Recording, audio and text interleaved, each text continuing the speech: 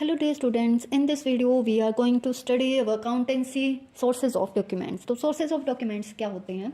Business में हर रोज़ क्या है, बहुत तरह की ट्रांजेक्शन्स रिकॉर्ड होते हैं, ठीक है। जैसे कि सेल करने पे या हमने कोई गुड्स सेल किए हैं या परचेज़ किए हैं या कैश रिसीव हो रहा है या पेमेंट कर रहे हैं हम, तो हर एक ट्रांजेक्शन का क्या है, एक रिटर्न डॉक्यूमेंट या प्रूफ होना चाहिए। अगर ये रिटर्न डॉक्यूमेंट या प्रूफ नहीं होगा तो हम फिर अपनी ट्रांजेक्शन्स को बुक्स ऑफ अकाउंट में कैसे रिकॉर्ड करेंगे, ठीक है। तो ये प्रूफ होना बहुत ज़रूरी है। और ये डॉक्यूमेंट्स होते कौन से हैं जो हम डेली यूज़ में क्या है लाते हैं, जैसे कि इनवॉइस बिल हो गया, कैश मेमो हो गया, रिसिप्ट हो गया, चेक हो गया, पेइंग स्लिप हो गया, डेबिट नोट हो गया और क्रेडिट नोट हो गया। तो आज हम इन्हीं को पढ़ेंगे, ठीक है। तो सबसे पहले हमारा क्या है, इनवॉइस बिल है। इनवॉइस बिल क्या होता है? इनवॉइस एक कमर्शियल डॉक्यूमेंट है जिसमें क्या होता है, कस्टमर को प्रोडक्ट एंड सर्विस डिलीवर्ड किए जाते हैं और उसका रिकॉर्ड क्या होता है, रिकॉर्ड होता है उसमें, ठीक है, जिसमें टोटल अमाउंट ड्यू और प्रेफर्ड पेमेंट मेथड मेंशन होता है। इनवॉइस पेमेंट के लिए क्या रिक्वेस्ट होती है कि पेमेंट करनी है कस्टमर को, ठीक है।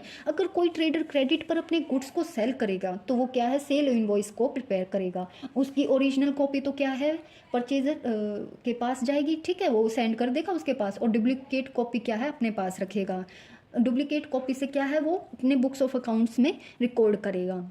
तो इनवॉइस में सारी इन्फॉर्मेशन होती है कि कस्टमर को कितना मनी ओ किया हुआ है। तो इनवॉइस कैसा होता है, देखो इनवॉइस कुछ इस टाइप का होता है, ठीक है। यहाँ पर क्या कंपनी का लोगो आ जाएगा या कंपनी का कोई स्लोगन है, तो ये इनवॉइस होता है। यहाँ डेट मेंशन होती है, इनवॉइस नंबर होता है यहाँ पर, और किसकी तरफ से जा रहा है, सेलर की तरफ से, और यहाँ पर हम भेज किसको रहे हैं, परचेजर की तरफ से।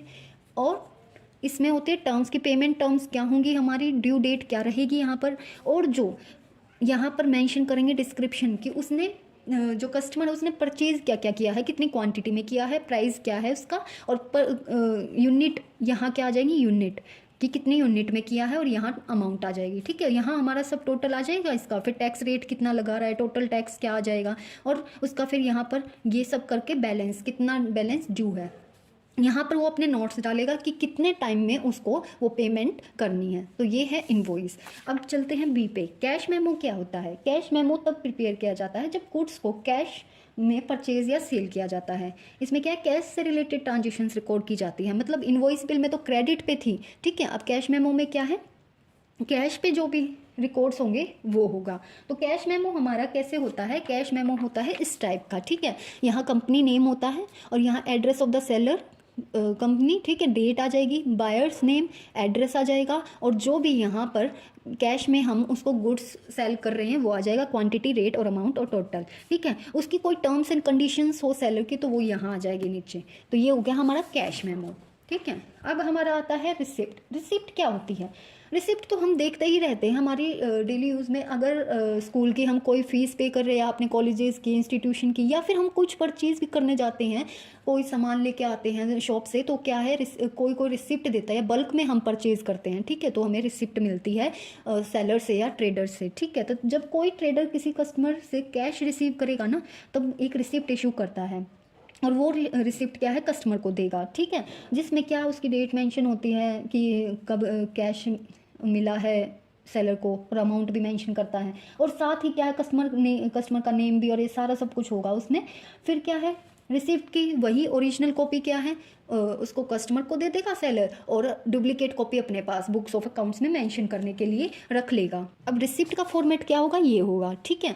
यहाँ पर कोई भी शॉप का नेम या फिर कंपनी हो गई उसका नेम, किसको सोल्ड किया है उसका नेम आ जाएगा, डेट, रिसिप्ट नंबर कौन सी है, क्योंकि उसको नंबर भी तो, रिसिप्ट नंबर अपने बुक्स ऑफ अकाउंट में भी तो नोट करने पड़ेंगे, कितना सेल करता है वो पूरे दिन में, सोल्ड बाय किसने सोल्ड किया है, quantity, item, price, unit, total, फिर सब टोटल, फिर अगर कोई जीएसटी टैक्स है, और फिर शिपिंग का अगर कोई चार्ज ले रहा है, क्योंकि कई बार क्या है, कुछ ऐसे आइटम्स होते हैं जिनके लिए शिपिंग करनी है, जैसे हमारा रेफ्रिजरेटर अगर हम परचेज करके ले जा रहे हैं तो उसके लिए हमें शिपिंग चाहिए होती है, ठीक है। फिर टोटल आ जाएगा। तो ये है रिसिप्ट का हमारा फॉर्मेट, ओके। फिर आता है हमारा आगे चेक। अब देखो चेक क्या होता है, चेक हमारा चेक एक अनकंडीशनल ऑर्डर होता है, ठीक है, जो बैंकर को एड्रेस किया जाता है कि उस पर्सन की ओर से जिसने अपना मनी डिपॉजिट करा रखा है बैंक में, ठीक है। तो चेक ऐसा डॉक्यूमेंट है जिस पर स्पेसिफिक अमाउंट मेंशन होती है, जो पर्सन अपने अकाउंट से ड्रॉ कर सकता है और उस पर्सन को जो मतलब अपने अमाउंट को मांग रहा है, ठीक है, तो वो क्या है, ड्रॉवर हो जाएगा, ठीक। तो अब हम चेक की बात करें तो चेक कैसा होता है, देखो चेक होता है ऐसा, ठीक है। यहाँ पर हम क्या है, पे, जो जिसके नाम पर हम उस पर्सन का नाम आएगा जिसको अमाउंट चाहिए, ठीक है। यहाँ होता है रुपीज़, हम रुपीज़ लिखते हैं यहाँ पर, और ये वर्ड्स में होता है हमेशा, ठीक है। तो ये हमारा वर्ड्स में लिखा जाता है। अगर जैसे मैं बोलूँ मेरे को 5000 रुपीज़ चाहिए, तो यहाँ पर मैं कैसे लिखूँगी, 5000 रुपीज़ ओनली, ठीक है। और यहाँ पर हम क्या करते हैं, ये हमारे 5000 रुपीज़ ऐसे करेंगे। यहाँ पर हमारे डेट, मंथ और ईयर भरा जाएगा, ठीक है। और यहाँ पर आपका क्या होगा, नेम होगा। यहाँ पर हमेशा क्या होता है, अकाउंट नंबर पहले से ही बैंक क्या क्या दे देता है, यहाँ पर साइन होंगे, ठीक है। तो जब भी निकलवाने जाएंगे और उसके बाद इस पे हम क्या करते हैं, यहाँ 2 साइन होते हैं और फ़ोन नंबर लिखा जाता है। तो ये होता है चेक का फॉर्मेट, ठीक है।